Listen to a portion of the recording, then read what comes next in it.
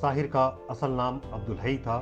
वो 8 मार्च 1921 को लुधियाना के करीमपुरा में पैदा हुए। वो एक जमींदार घराने के चश्मो चराग थे। साहिर कॉलेज के ज़माने में ही अपनी बागियाना और इनकलाबी नज़मों की वजह से मकबूल हो चुके थे। तरक्की पसंद तहरीक का आगाज़ हुआ तो 15 साल का नौजवान साहिर बेहद मुतासिर हुआ। उस वक्त उसकी शायरी का आगाज़ हो चुका था। फिराक, फैज़, जोश, मखदूम मोहिद्दीन, जानिसार अख्तर, मजाज, मजरू सुल्तानपुरी, अली सरदार जाफरी और कैफी आजमी जैसे तरक्की पसंद शायरों में सबसे कम उम्र साहिर थे।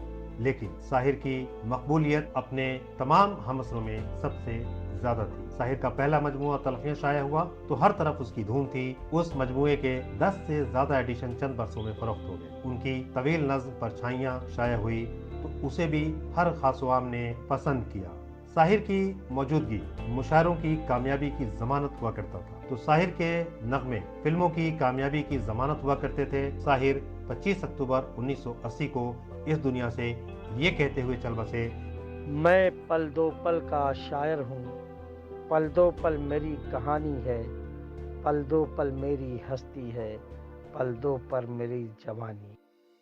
नाजरीन आदाब, मैं हूँ आपका मेज़बान शफ़ी अयूब और आप देख रहे हैं डीडी उर्दू की खुसूसी पेशकश शेर व सुखन। शेर व सुखन में हम लेकर आते हैं आपके लिए शायरी की बातें, शायरों की बातें। हम शायरों का कलाम भी सुनते हैं, शायर के फ़िक्र फ़न पे गुफ्तगू भी करते हैं। डीडी उर्दू के इस खुसूसी पेशकश शेर व सुखन में आज हम गुफ्तगू करेंगे मकबूल तरीन तरक्की पसंद शायर और मशहूर फ़िल्मी नग़मा निगार साहिर लुधियानवी की। अब्दुल हई की पहचान मिट गई और साहिर अमर हो गए। साहिर लुधियानवी की ज़िंदगी और उनके फ़न के कई पहलू हैं। साहिर लुधियानवी फ़िल्मों के कामयाब और मकबूल तरीन नग़मा निगार थे। एक ऐसे फ़िल्मी नग़मा निगार जिनको एक नहीं 2 फिल्म फेयर अवार्ड से नवाजा गया। भारत सरकार ने उनकी खिदमात को देखते हुए उन्हें पद्मश्री से भी नवाजा। उनके नाम पे डाक टिकट भी जारी किया गया। और ये भी सच है कि बात तलखियाँ की हो या परछाइयाँ की या आओ की कोई ख्वाब बुने, 10-12 नहीं अगर 100 और 50 एडिशन शेरी मजमुओं के फ़रोख्त हुए हों तो उस शायर का नाम साहिर लुधियानवी है। साहिर लुधियानवी साहब जिस ज़माने में फ़िल्मों में लिखने आए, बम्बई आए, जाहिर है उनके नाम के साथ लुधियानवी लगा है तो उनका ताल्लुक़ लुधियाने से था और वो जागीरदार घराने में उन्होंने आँख खोली। लेकिन वो अपनी माँ के साथ रहे। माँ और बाप अलग अलग उनके थे और वो माँ के साथ रहे। एक लंबा प्रोसेस है। मेरा मानना ये है कि जब खुदा किसी को बड़ा शायर बनाना चाहता है या बड़ा फ़नकार किसी भी शोबे का, किसी भी फ़न का बड़ा फ़नकार बनाना चाहता है तो उसको एक प्रोसेस से गुजारता है, एक भट्टी में तपाता है ज़िंदगी की, फिर उसके बाद वो निखर के आता है। साहिर साहब के साथ भी यही हुआ। जब वो बॉम्बे में आए, वो बड़ा ही सुनहरा दौर था वो, जिस ज़माने में साहिर साहब लिख रहे थे, कैफ़ी आज़मी साहब लिख रहे थे, मजरू सुल्तानपुरी साहब लिख रहे थे, शैलेंद्र लिख रहे थे, यहाँ तक कि हसरत जयपुरी, शकील बदायूनी, ये सब के सब बहुत ही अच्छा काम करके गए हैं और आज हम उनके काम पर फ़ख्र भी करते हैं, सीखते भी हैं। लेकिन इन सब में साहिर लुधियानवी सबसे मुख्तलिफ थे, सबसे अलग थे। अब वैसे सभी के अंदर कुछ ना कुछ ऐसी खुसूसियत है कि सब अलग हैं एक दूसरे से, लेकिन साहिर लुधियानवी ने कुछ ऐसे गाने लिखे हैं जो उनको बहुत ही मुख्तलिफ बनाते हैं। मिसाल के तौर पर कि चलो एक बार फिर से अजनबी बन जाएं हम दोनों, ये जो थॉट है, ये जो ख़्याल है, ये मैं समझता हूँ कि पहली बार लिखा गया था। और ये कहना अपने दोस्त से या अपने महबूब से कि यार अब हमारी नहीं बन रही है तो चलो अलग हो जाते हैं और अजनबी हो जाते हैं जैसे हम पहले थे। इस बात को इतने अच्छे अंदाज से, इतने नए अंदाज से पहली बार साहिर लुधियानवी साहब ने कहा था। और अदब, सिर्फ अदब ही नहीं, पूरे मतलब जो गाने के जो शौकीन हैं, जो गाने सुनते हैं, उन सब को चौंकाया था। और इस तरह के बहुत बहुत उनके गाने हैं जो मैं मिसाल दे सकता हूँ। जैसे ताजमहल, ताजमहल पर जितनी भी नज़में लिखी गईं, जितने भी गीत लिखे गए, गज़लें लिखी गईं, उस सब में ताजमहल की सिर्फ तारीफ़ की गई है। साहिर लुधियानवी ने ये जो ताजमहल की जो तारीफ़ का जो एक पैटर्न था, उसको भी उन्होंने तोड़ा और उसके बरक्स उन्होंने गाना लिखा कि मेरी महबूब कहीं और मिला कर मुझसे। साहिर ये भी कहते हैं, मोहब्बत तर्क की मैंने, मोहब्बत तर्क की मैंने, गिरेबां सी लिया मैंने, मोहब्बत तर्क की मैंने, गिरेबां सी लिया मैंने, ज़माने अब तो खुश हो ये जहर भी पी लिया मैंने, ज़माने अब तो खुश हो ये जहर भी पी लिया मैंने। सच बात यह है कि साहिर ने बहुत जहर पिया था। उसके बाद कलाम में वो रंगीनी भी आई, कलाम में वो शोखी भी आई और कलाम में वो जाज़बियत भी आई जो दिलों को गरमाती है। आइए साहिर का ये खूबसूरत कलाम खूबसूरत मौसीकी के साथ सुनते हैं। सनि धनि नि धनि धम धम गम द सा नि धनि धम गरे गम बम गम गरे सा। मोहब्बत तरकी की मैंने, गिरेबा सी लिया मैंने, मोहब्बत तरकी की मैंने, गिरेबा सी लिया मैंने।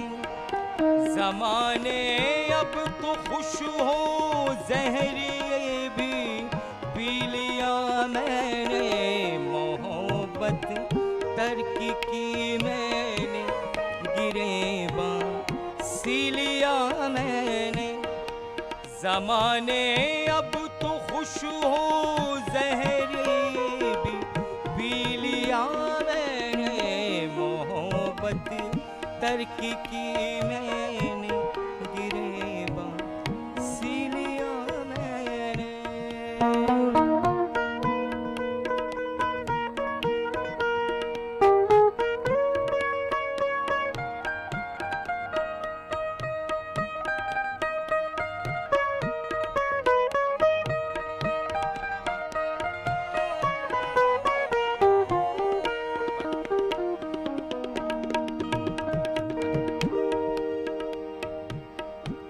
उन्हें अपना नहीं सकता मगर इतना भी क्या कम है, क्या कम है।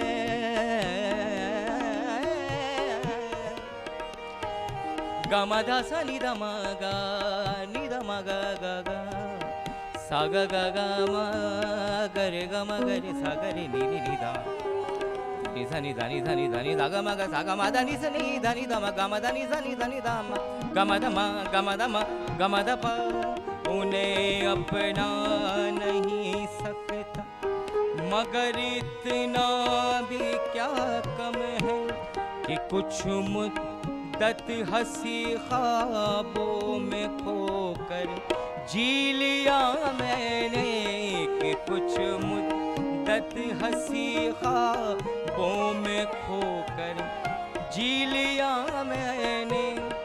ज़माने अब तो खुश हो ज़हरी भी पी लिया मैंने, मोहब्बत तरकी की मैंने, गिरेबा सी लिया मैंने।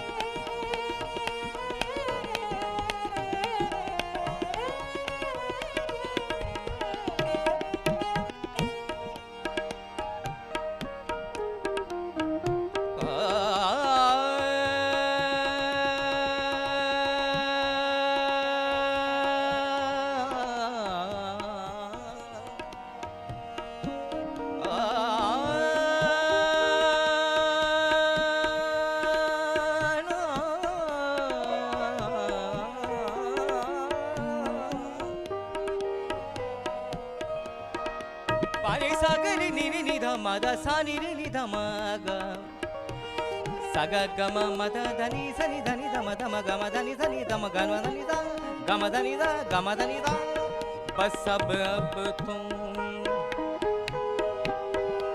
अब तो दामने दिल छोड़ दो बेकार उम्मीदों बस अब तो दामने दिल छोड़ दो बेकार उम्मीदों बहुत दुख सह लिए मैंने बहुत दुख सह लिए मैंने बहुत दिन जी लिया मैंने बहुत दुख सह लिए मैंने बहुत दिन जी लिया मैंने ज़माने अब तो खुश हो ज़हरी पी लिया मैंने मोहब्बत तर्क की मैंने गिरेबा सी लिया मैंने गिरेबा सी लिया मैंने गिरेबा सी लिया मैंने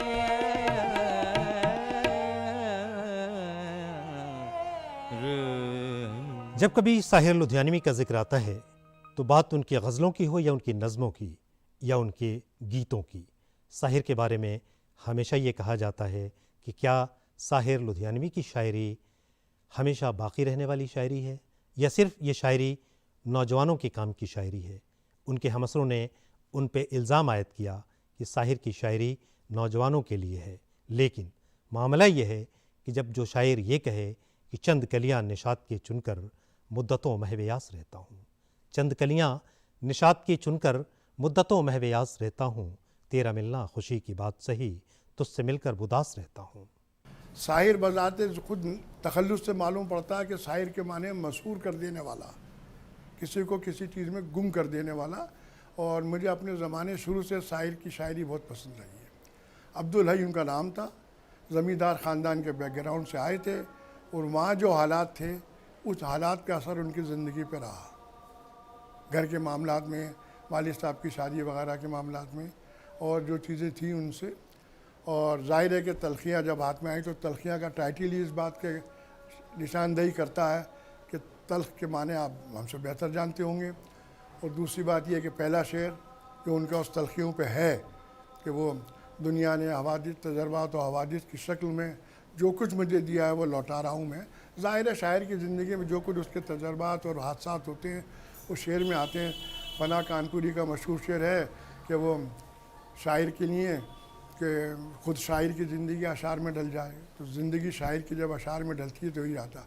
फिर उनका दूसरा वो चार किता एक शेर जो है वो कि चंद कलियाँ निशात की चुनकर मुद्दतों में हवेयास रहता हूँ। अब कितनी प्यारी बात कही है कि तेरा मिलना खुशी की बात सही तुझसे मिलकर उदास रहता हूँ। अब ये मिलकर उदासी 6 माने दारत, ये तख़य्युल की दुनिया दूसरी है। उसके साथ साथ शायर क्या रोमानियत भी है, शायर क्या हालात हाज़रा पे तबसरा भी है, शायर क्या उस निज़ाम से बगावत भी है जो उस ज़माने में मामलात में रही है।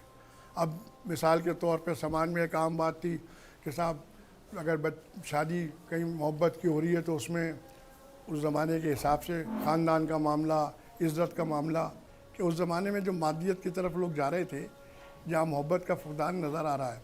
उसके बाद उनका एक आध शेर और ये भी था इस मामले में कि तुम में हिम्मत है दुनिया से बगावत कर दो वरना माँ बाप जहाँ कहते हैं शादी कर लो।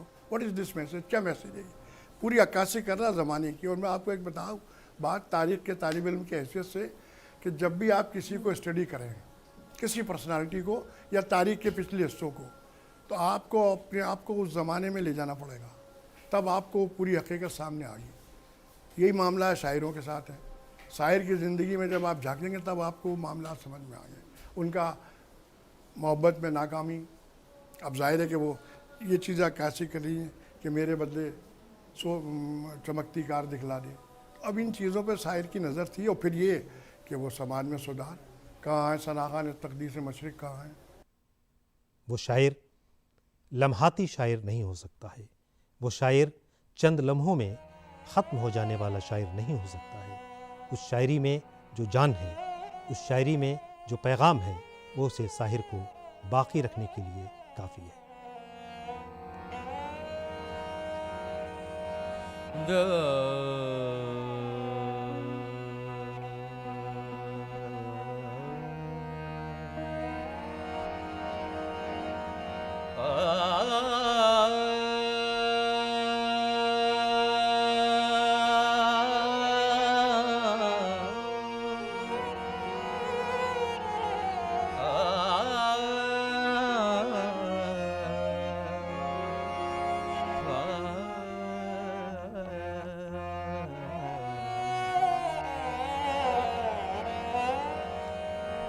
हवस नसी नजर को कहीं करार नहीं,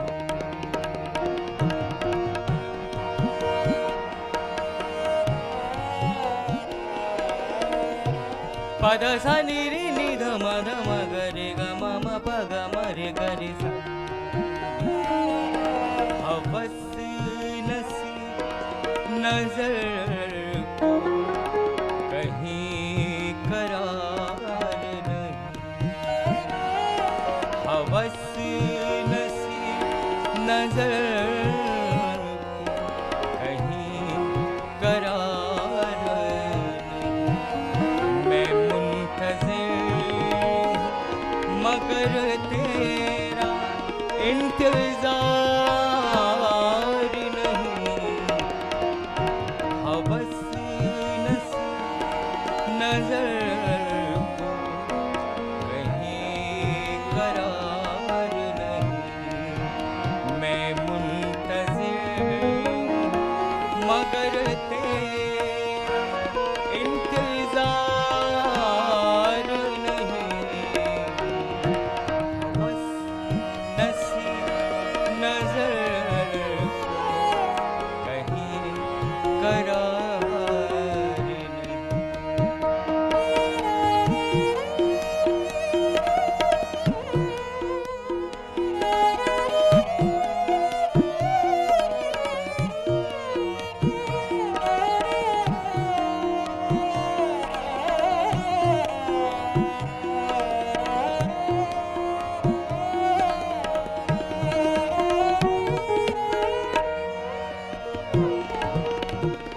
ये किस मकाम पे पहुंचा दिया ज़माने ने,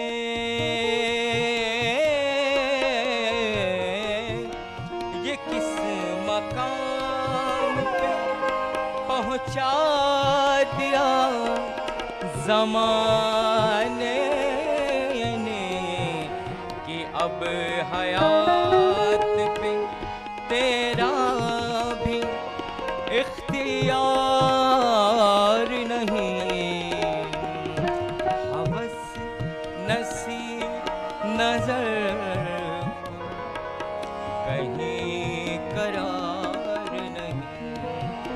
मैं मुंतज़िर हूँ मगर तेरा इंतजार नहीं, हवस नसी नजर को कहीं करार नहीं, कहीं करार नहीं,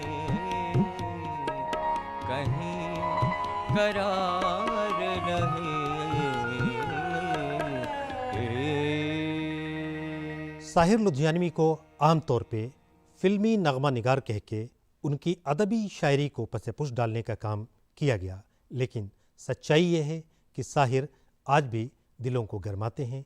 साहिर की नज़में या साहिर की गज़लें हमारे रास्ता दिखाती हैं। साहिर के कलाम में जो तलख़ी है वो भी उनकी ज़िंदगी से, समाज से लेकर उन्होंने शेर के पैराए में ढाला है।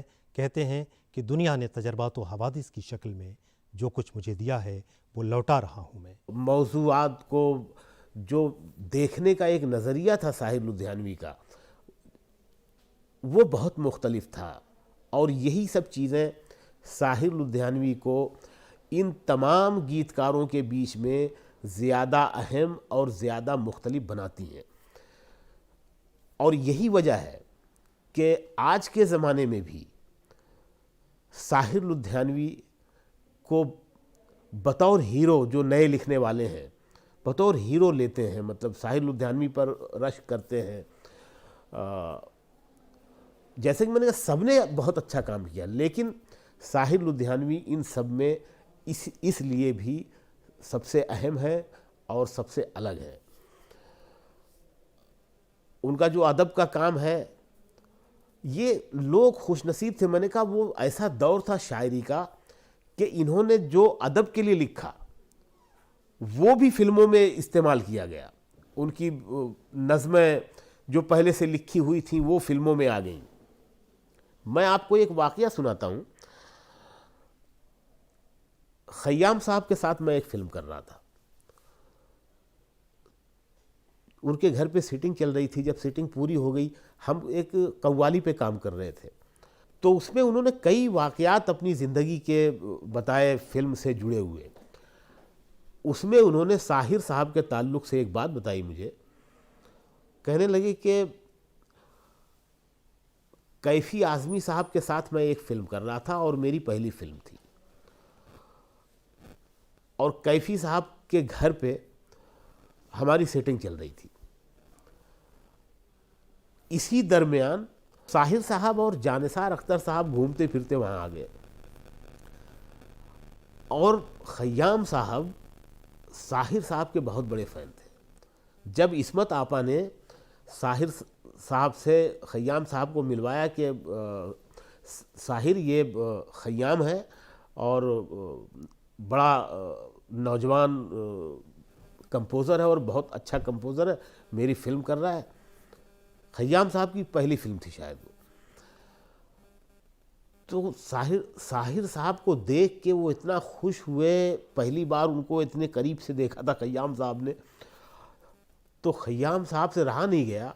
उन्होंने कहा कि साहिर साहब, आपकी जो किताब है परछाइयाँ, वो मुझे पूरी याद है, और सिर्फ याद नहीं है, मैंने पूरी कंपोज की हुई है। सिर्फ साहिर नहीं, बल्कि कई और शुअरा को ये शिकायत रही है कि जो गीत उन्होंने अपनों के लिए लिखे, अपने लिए लिखे, उन्हें बाज़ार में लाना पड़ा। साहिर भी कहते हैं कि मैंने जो गीत तेरे प्यार की खातिर लिखे, मैंने जो गीत तेरे प्यार की खातिर लिखे, आज उन गीतों को बाज़ार में ले आया हूँ, आज उन गीतों को बाज़ार में ले आया हूँ। आइए साहिर की खूबसूरत नज़्म, खूबसूरत मौसीक़ी और तरन्नुम के साथ सुनते हैं। ख़ुसूसी तौर पे इसे मौसीक़ी से सजाया है डीडी उर्दू। मैंने जो गीत तेरे प्यार के खातिर लिखे, आज उन गीतों को बाजार में ले आया हूँ, जो तेरी ज़ात से मंसूब थे उन गीतों को, जो तेरी ज़ात से मंसूब थे उन गीतों को, मुफलिसे जिन्स बनाने पे उतर आए हैं। भूख तेरे रुख रंगी फसानों की अवज़ में, भूख तेरे रुख रंगी फसानों की अवज़ में, चंद अशियाए ज़रूरत की तमन्नाई है। मैंने जो गीत तेरे प्यार के खातिर लिखे, मैंने जो गीत तेरे प्यार के खातिर लिखे, आज उन गीतों को बाजार में ले आया हूँ। मैंने जो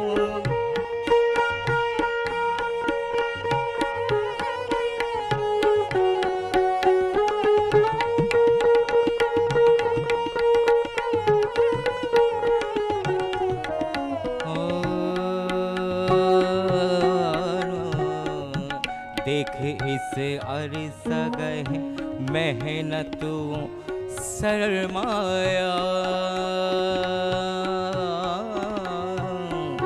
देख इस अर्ज़ गए मेहनत हो सरमाया, मेरे नगमे भी मेरे पास नहीं रह सकते, तेरे जलवे किसी जरदार की मेरास नहीं, तेरे जलवे किसी मेरास। पमा गमा बनी सनी धनी तब ममा धनी दा पमा पमा गमा सा, तेरे जलवे किसी जरदार की मेरास नहीं, तेरे खाके भी मेरे पास नहीं रह सकते, मैंने जो गीत तेरे प्यार की खातिर लिखे, आजूंगी तुमको बाजार में ले आया, मैंने जो गीत तेरे प्यार के खातिर लिखे, मैंने जो गीत तेरे प्यार के खातिर लिखे, मैंने जो गीत तेरे प्यार के खातिर लिखे।